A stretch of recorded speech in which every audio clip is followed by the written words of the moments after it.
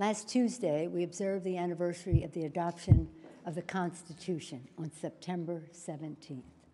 Sadly, on that day, the Intelligence Community Inspector General formally notified the Congress that the administration was forbidding him from turning over a whistleblower complaint on Constitution Day. This is a violation of law.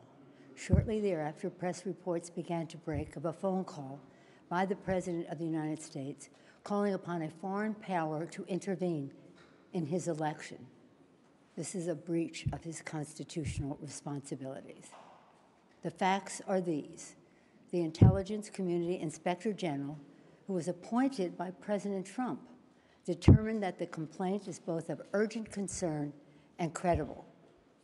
And its disclosure, he went on to say, relates to one of the most significant and important of the Director of National Intelligence's responsibility to the American people.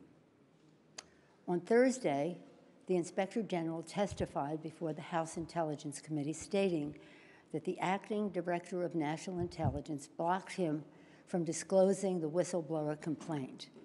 This is a violation of law. The law is unequivocal. The DNI staff, it says the DNI, Director of National Intelligence, shall provide Congress the full whistleblower complaint. For more than 25 years, I've served on the Intelligence Committee as a member, as the ranking member, as part of the Gang of Four, even before I was in the leadership. I was there when we created the Office of the Director of National Intelligence. That did not exist before 2004. I was there even earlier in the 90s when we wrote the whistleblower laws and continue to write them to improve them to ensure the security of our intelligence and the safety of our whistleblowers. I know what their purpose was, and we proceeded with balance and caution as we wrote the laws. I can say with authority the Trump administration's actions undermine both our national security and our intelligence and our protections of the whistleblowers, more than both.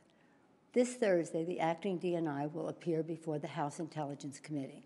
At that time, he must turn over the whistleblower's full complaint to the committee.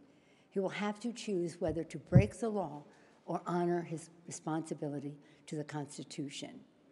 On the final day of the Constitutional Convention in 1787, when our Constitution was adopted, Americans gathered on the steps of Independence Hall to await the news of the government our founders had crafted. They asked Benjamin Franklin, "What do we have, a republic or a monarchy?" Franklin replied, "A republic if you can keep it. Our responsibility is to keep it." Our republic endures because of the wisdom of our Constitution, enshrined in three co-equal branches of government, serving as checks and balances on each other.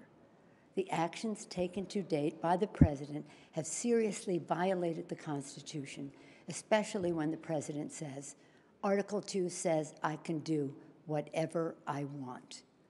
For the past several months, we have been investigating in our committees and litigating in the courts, so the House can gather all the relevant facts and consider whether to exercise its full Article 1 powers, including a constitutional power of the utmost gravity, approval of articles of impeachment.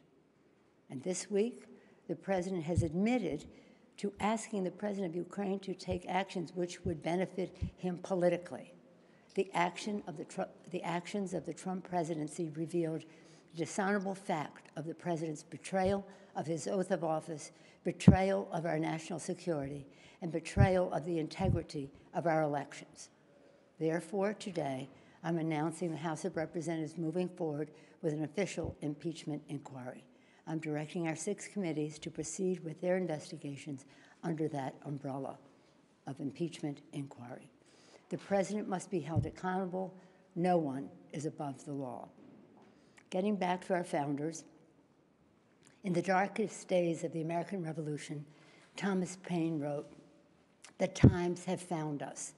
The times found them to fight for and establish our democracy. The times have found us today, not to place ourselves in the same category of greatness as our founders, but to place us in the urgency of protecting and defending our Constitution from all enemies, foreign and domestic.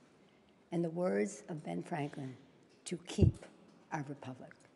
I thank our chairman, Chairman Nadler, Chairman Nadler of Judiciary, Chairman Schiff of Intelligence, Chairman Engel of Foreign Affairs, Chairman Cummings of Oversight, and Chairman Cummings I've been in touch with constantly. He's a master of so much, but including inspectors general and whistleblowers.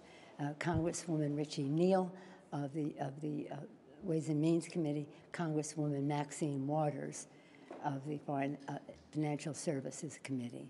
And I commend all of our members, our colleagues, for their thoughtful approach to all of this, for their careful statements. God bless them, and God bless America. Thank you all. Madam Speaker, never before has the President been convicted by the Senate. What does this accomplish if the Senate doesn't?